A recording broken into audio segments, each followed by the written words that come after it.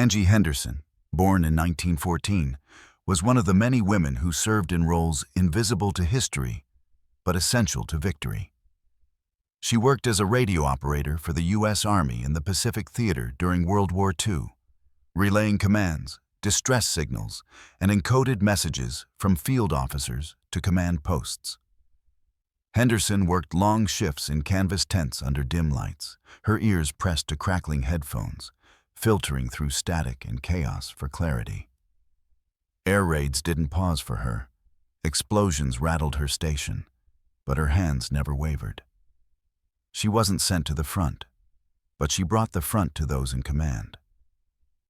After the war, Henderson returned home to little recognition, despite her vital role in dozens of operations. She passed away in 1962 from cancer, with few knowing her service. Yet every successful mission she supported owes something to the voice she helped carry through the noise. Allison Hill, born in 1749, was a battlefield courier during the American Revolutionary War. At a time when messages couldn't travel faster than a man's legs or a horse's breath, Hill was entrusted with some of the most dangerous duties, delivering orders between distant outposts and frontline commanders. He moved through forests, rain, and enemy-infested terrain, often unarmed and alone. His work rarely earned praise. Most who saw him only glimpsed a shadow disappearing into the smoke. One night in early 1783, just before the Treaty of Paris was signed, Hill was caught in a crossfire while relaying orders to a militia unit. He died from a musket wound in the chest, unrecognized.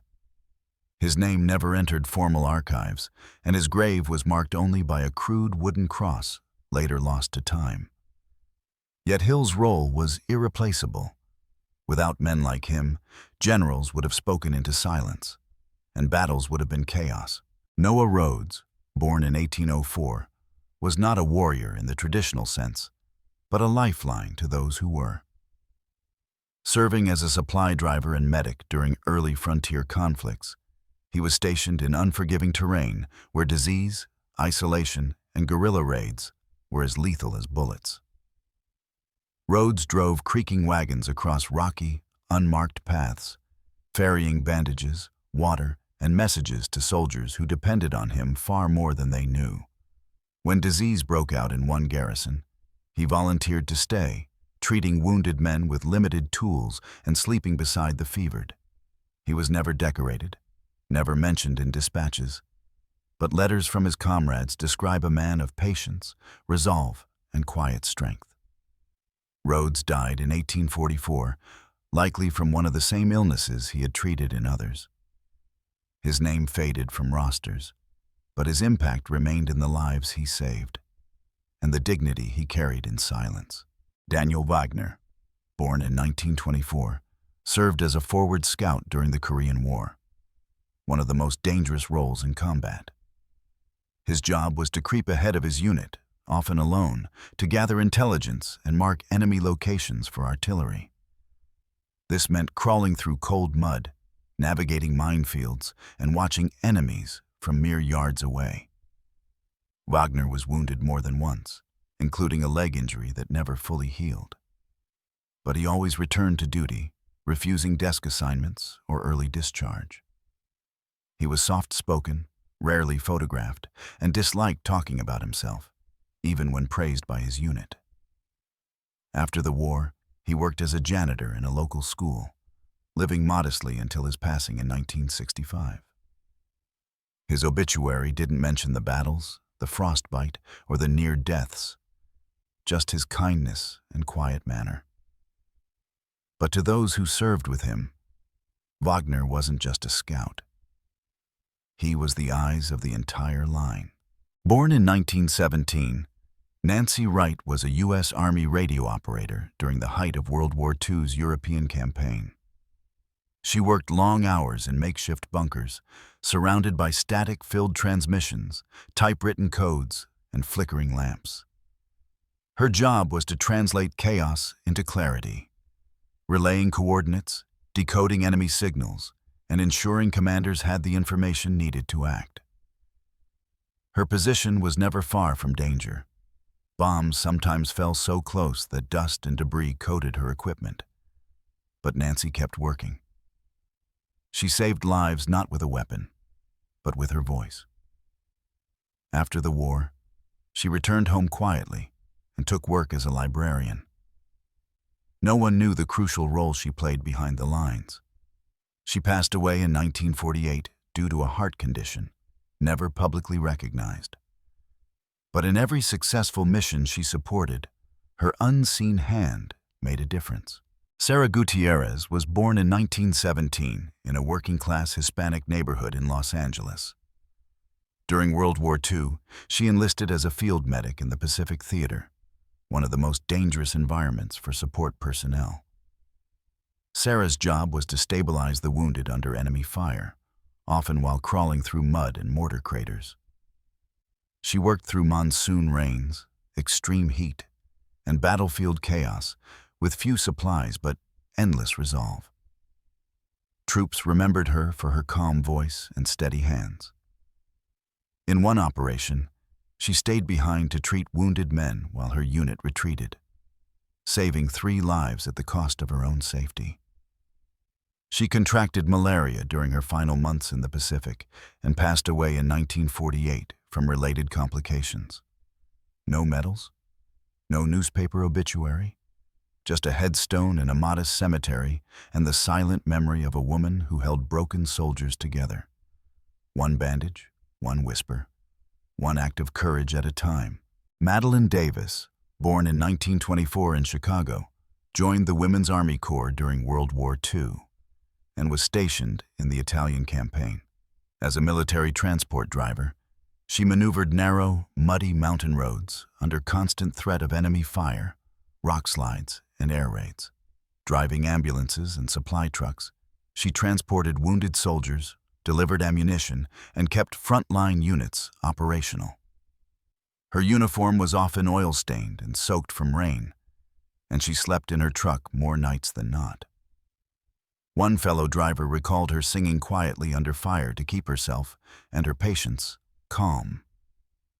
After the war, she returned to civilian life with little fanfare. She died in 1964 of respiratory illness, likely worsened by years of engine fumes and exposure. Her name doesn't appear in most military records, but among her unit, she was called Iron Hands, a driver with the heart of a warrior.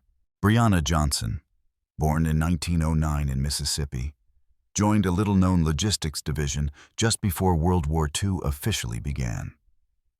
Though women were not yet permitted in direct combat roles, she was assigned to help coordinate early Allied supply routes, a job that required precision, patience, and perseverance in male-dominated territory.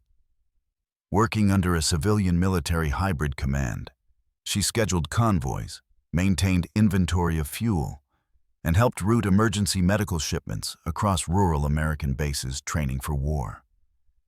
She was often overlooked or dismissed by higher-ups, but her fellow workers knew she was the one who made things run. In 1930, before the war even reached its height, she died of pneumonia following a harsh winter deployment in North Dakota. There were no honors, no headlines, just lost records in a storage box. And yet, she represents the women whose unheralded efforts built the machinery that would soon help liberate a world.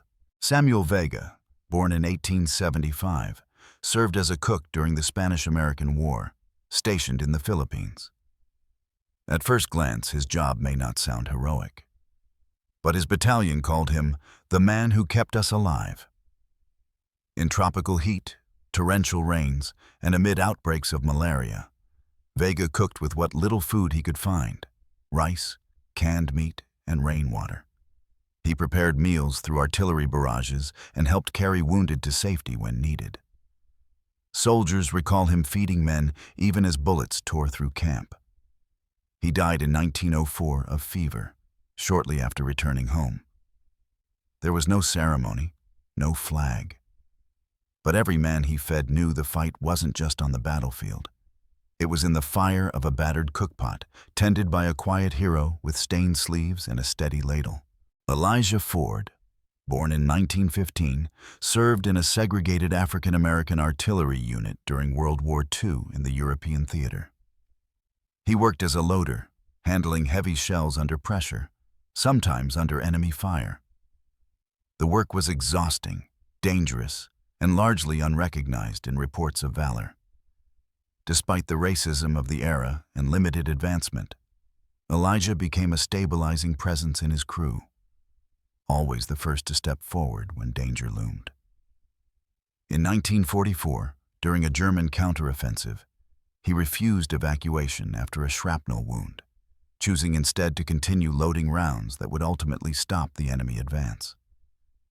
He died that night in a field hospital. There were no official honors, but his commanding officer later wrote, "That battery didn't break because Ford never did."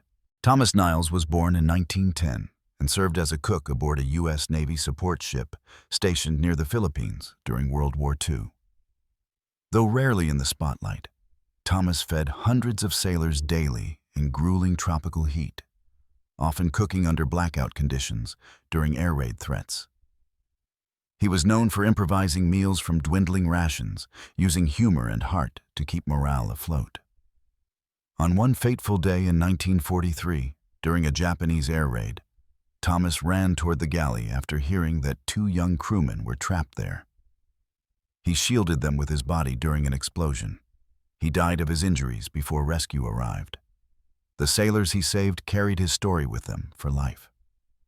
His name doesn't appear on Navy memorials, but in their letters home, he was called the bravest man who never touched a gun.